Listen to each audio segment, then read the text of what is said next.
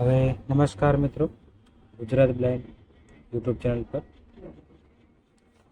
તો આપણે ગઈકાલે જે ચર્ચા કરી, બરાબર, કે કઈ રીતે અમેરિકન ક્રાંતિની શરૂઆત થઈ અને કઈ રીતે અમેરિકન ક્રાંતિ શરૂ થઈ, બરાબર. આજે આપણે ચર્ચા કરીશું અમેરિકન ક્રાંતિના કારણોની, બરાબર. અમેરિકન ક્રાંતિના કેટલાક કારણો છે જેની આજે આપણે ચર્ચા કરવાની છે. મિત્રો, રાજા જેમ્સ પહેલાની આપખુદશાહી અને અમુક નીતિથી અમેરિકન સંસ્થાવાળા જે હતા એ લોકો હેરાન થઈ ગયા હતા, બરાબર. અને જેના કારણે અમેરિકન ક્રાંતિ થઈ, બરાબર. અને રાજા જેમ્સ પહેલાની આપખુદશાહી સામે જે ક્રાંતિ થઈ તેના કારણો નીચે મુજબ છે, બરાબર. એમાં પહેલો જ કારણ છે સપ્તવાર્ષિક યુદ્ધો. હવે સપ્તવાર્ષિક યુદ્ધો એટલે પ્રશ્ન થાય એ શું પાછું? તો મિત્રો, ઇંગ્લેન્ડની જેમ ફ્રાન્સે પણ અમેરિકાના કેટલાક પ્રદેશો ઉપર પોતાનો કબજો કરી લીધો હતો, બરાબર. પરિણામે ફ્રાન્સ અને ઇંગ્લેન્ડ વચ્ચે સંઘર્ષ થયો, બરાબર. આ સંઘર્ષ 1754 ચાલુ થયેલો અને 1763 આ સંઘર્ષની સમાપ્તિ થઈ. જો કે આ યુદ્ધમાં ઇંગ્લેન્ડનો વિજય થયો, બરાબર, પરંતુ તેને 14 કરોડ પાઉન્ડનો ખર્ચ થયો. હવે આ ખર્ચને પહોંચી વળવા માટે લોકોએ શું કર્યું? સંસ્થાનો ઉપર ભારે કરવેરા નાખ્યા. અને બાનું શું આપ્યું ખબર છે? કે ભાઈ અમે તો યુદ્ધ સંસ્થાના રક્ષણ માટે જ કર્યું હતું ને. એટલે ભાઈ અમે કીધું હતું. અમેરિકન સંસ્થાનવાસીઓએ આની સામે વિરોધ કર્યો કે ભાઈ તમારે કંઈ ખર્ચાઈ નહીં આપવા, કે તમને અમે યુદ્ધ કરવાનું હતું, તમે અહીંયાથી જતા રહો. અહીંયા પૂછ્યા વગર આવા કોને કીધું તમને? અહીંયા ચોખ્ખું કહી દીધું. પેલા જવા જ નહોતા માંગતા. અને બીજી બાજુ કે હવે ફ્રાન્સનો ડર જતો રહ્યો, કે ફ્રાન્સ તો હારી ગયો, જતો રહ્યો, એટલે ફ્રાન્સનો ડર હવે રહ્યો નહીં. એટલે પેલા કેવા બન્યા? ભયમુક્ત બન્યા, બરાબર. આગળ ચર્ચા કરીએ એમાં કારણ નંબર 2 ની.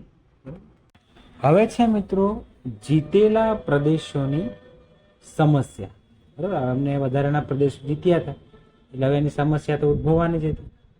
હવે શું થયું?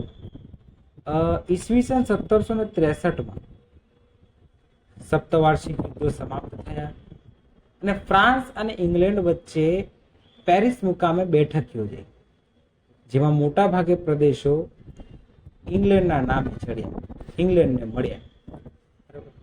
હવે આ પ્રદેશોમાં ઇંગ્લેન્ડ પોતાની રીતે વહીવટ કરવા માંગતું હતું, પરંતુ સંસ્થાનવાસીઓનો આગ્રહ એવો હતો કે ઇંગ્લેન્ડમાં જે વધારાની વસ્તી છે, સંસ્થાનમાં જે વધારાની વસ્તી છે, એ પ્રદેશોમાં વસાવવામાં આવે.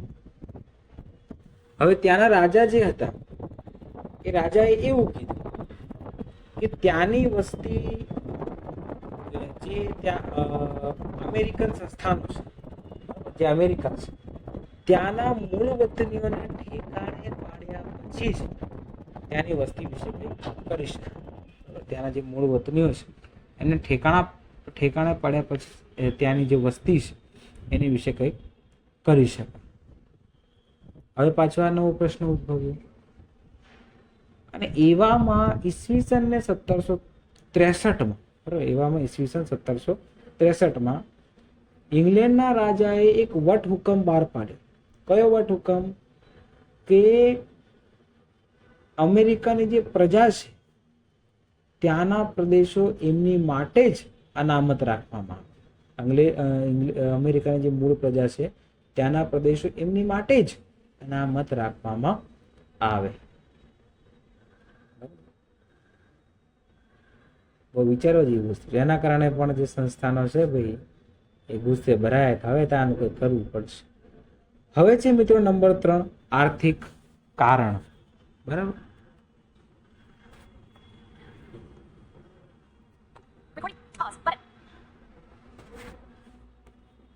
કેવું સરસ બોલે. તમને એનો અવાજ નથી સંભળાતો, બરાબર? આ મારો બીજો ફોન છે, 5G નો, બરાબર? ચાલો આપણે આગળ ચર્ચા કરીશું. હવે છે મિત્રો આર્થિક કારણો. નંબર 3, આર્થિક કારણો.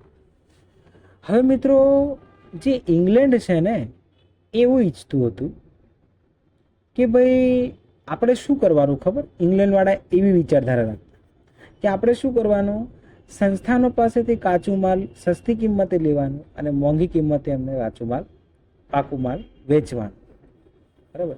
એટલે આ એ રીતિ વાપરતો, જે ભારત સાથે પણ એ નીતિ વાપરતો અને અહીંયા પણ એ નીતિ એને વાપરી, બરાબર? એટલે એવું કરતો કે પોતાના વેપારની વૃદ્ધિ માટે એ ફાયદો એવો જ હતો કે એને વધારામાં વધારે નફો થાય એ વસ્તુ પર એ વધારે ફોકસ કરતો, બરાબર?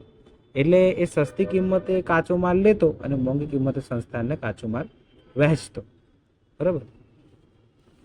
હવે મિત્રો એમાં એવું હતું કે આ લોકો એની માટે કેટલાક કાયદાઓ પસાર કરી, અને એમાં પહેલું હતું નૌકાયાનનો કાયદો, બરાબર? જે 1651માં ક્રોમવેલના શાસન દરમિયાન પસાર કરવામાં આવ્યું. હવે આ કાયદામાં એવું હતું કે ભાઈ વેપાર અંગ્રેજ વહાણો દ્વારા જ કરવો, બરાબર? વેપાર કોના દ્વારા કરવું? અંગ્રેજ વહાણો દ્વારા જ કરવું. અને સર્વપ્રથમ તમારે શું કરવાનું? જે બી વેપાર તમે કરો, બરાબર, જે બી વસ્તુનો, તો એ વસ્તુ ભરી જહાજ લઈને ક્યાં જવાનું? ઇંગ્લેન્ડ જવાનું. ત્યાં શું કરવાની? જકાત ભરવાનું. અને ત્યાંથી પછી બધું માલ સામાન ક્યાં લઈને જવાનું? જ્યાં વેપાર કરવા જતા હોય ને ત્યાં જવાનું, બરાબર? હવે ત્યાંથી કોઈ વ્યક્તિ વેપાર કરવા આવે, શું કરવાનું? એને પણ ઇંગ્લેન્ડ જવાનું. ત્યાં જઈને શું કરવાનું? જકાત ભરવાનું. અને પછી પાછું એને સંસ્થાનમાં આવવાનું, બરાબર? એટલું જ નહીં, રૂ, ગળી, ખાંડ, લોખંડ, ચામડું, આ બધાનો વેપાર તમારે કરવો નહીં. કોને કીધું આવું? ઇંગ્લેન્ડે કીધું. કોને આવું કીધું?